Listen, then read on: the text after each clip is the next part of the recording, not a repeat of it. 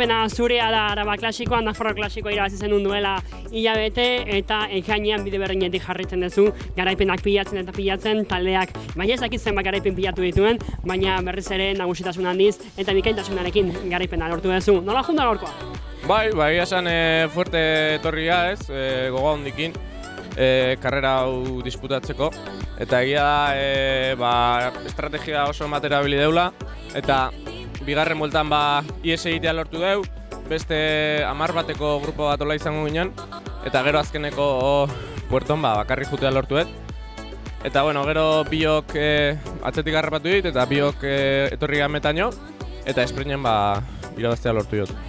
Bakarrik alde egitea azken mendate hortan, ez dakit agian arriskutsu egia zen, jendea atzean usten joan zarete, baina ikusi dugu gero Korderok berriz ere harrapatu zaitula Maldabera. Bai, egia zen, beha teknikok ere bai oso ona zen, eta egia haizeak kontra jotze zula, eta igual biok jutea hobea zela, baina esate zuten bezala, oso ondo moldatu geha, eta taldeai 14. garaipen hau eman da oso gustua.